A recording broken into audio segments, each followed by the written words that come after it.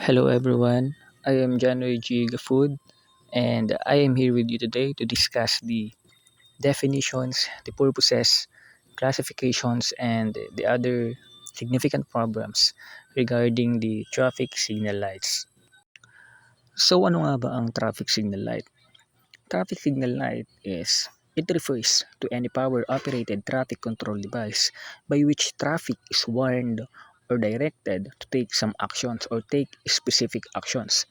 Traffic light signals are used to control traffic and junctions, and it also helps to stop traffic like traffic congestion, ganun, to provide safe crossing points for pedestrian and cyclists. And what is the purpose of traffic light? So, ang purpose ng traffic light is it regulates traffic flow at interactions or intersections and road crossings in like a matter of alternating the go and stop signals so that every driver gets his fair share on the road. So, as a result of this, traffic lights were invented to relieve the traffic policeman of the mechanical duties of alternating traffic to make everybody happy. So, in other words, mas napapadali nito or ang purpose ng traffic light is mas napapagaan or mas napapasafe niya, mas nagiging safe yung road or yung dinadaanan ng bawat motorista o ng bawat sasakyan sa lugar natin. And syempre, parang mas ito rin na nababawasan yung traffic congestion, ganun, para mas maging safe tayo and mas maluwag yung kalsada. And ngayon, ano-ano nga ba yung mga problems na concerning traffic lights, mga problema na kinakaharap natin when it comes sa mga traffic management? So, pinakauna is a society that has little or no respect for traffic laws will have a hard time respecting the advantages that the traffic light can offer, especially when there are no traffic enforcers around. So, tama to, yung una. And ang sinasabi nito is kapag walang mga traffic enforcers na nakikita sa daan o sa paligid, ang bibilis magpatakbo ng mga sasakyan or kahit ng mga motor o ganyan. So, parang that's why maraming na-aksidente, di ba?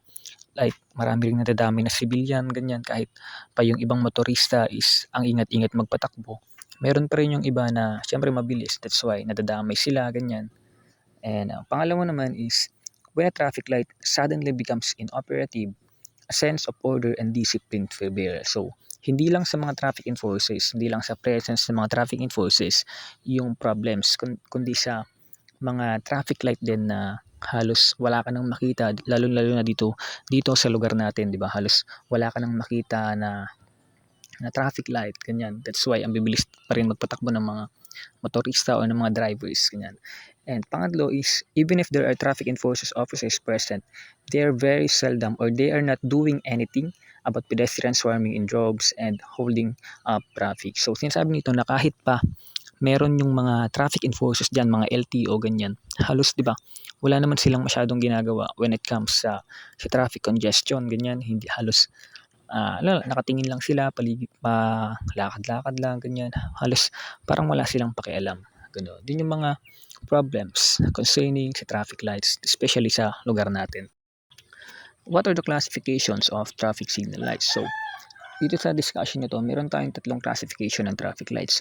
Ang pinakauna dito is yung traffic control signals, which these are signal lights where it designed primarily to control and regulate traffic flows. And so eto, as sa mga nakikita dyan sa screen, ito yung traffic light na madalas nating makikita, which is yung may green, red, and yellow light. So kapag sinabing yung go light, kapag yung green light, ang ibig sabihin nun is yun yung go, ganun. Pwede ka nang pumunta, or kapag red naman is which means stop, or hindi ka pwedeng tumawid sa pedestrian na yun, ganun. And then sa may yellow naman, ibig sabihin nun is to prepare to stop or prepare to go, ganun.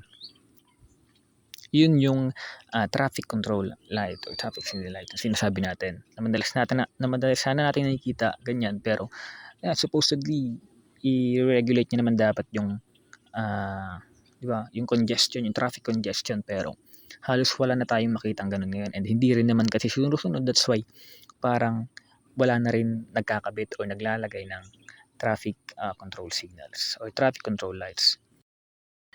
Pangalawa is yung special pedestrian signal. It helps pedestrian cross an intersection with traffic lights. These signal lights provide regulation for pedestrian like walk and do not walk signal lights. So, ang ilaw na to or pedestrian signal na to is para siya sa mga taong naglalakad. Ganun. So, kapag kapag nakailaw yung green na like tao naglalakad, ibig sabihin is pwede ka nang tumawid. Ganun. Pero kapag red naman is supposedly dapat hindi ka maglalakad or do not walk in there. Parang ganun.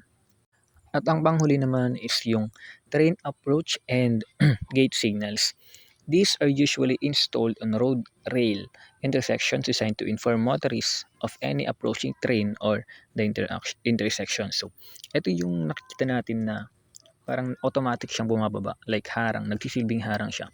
Kasi, ibig sabihin nun na may dadaan or may train na dadaan or may malaking sasakyan na dadaan. That's why, hindi ka muna pwedeng tumawid hanggang sa makalagpas yung train o yung malaking sasakyan na dadaan.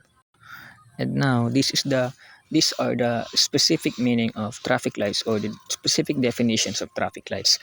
At yung mga binabanggit natin kanina regarding sa red and green lights. Ganyan. Kapag una is yung steady red.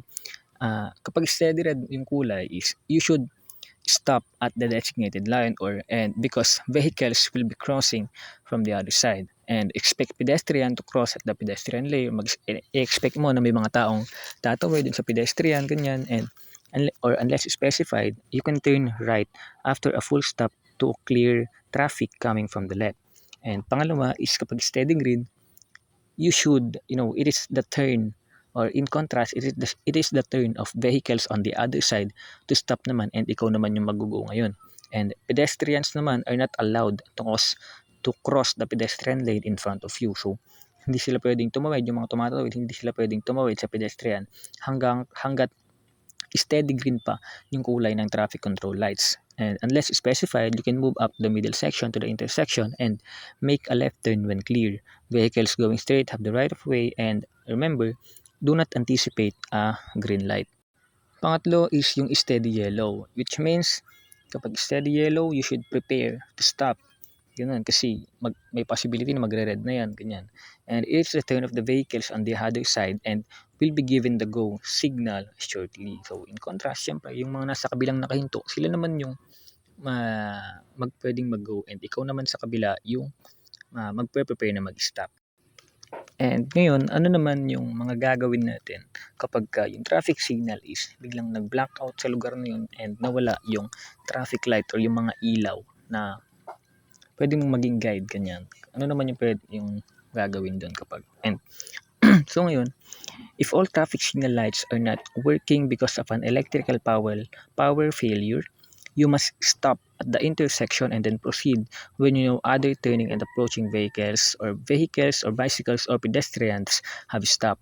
A blackout traffic signal works the same as a four-way stop intersection. So, ibig sabihin nito na yun nga, kapag biglang nag-blackout, you should stop kasi may possibility na baka makabangga ka or mag-cause ka ng accident kapag tuloy-tuloy ka lang.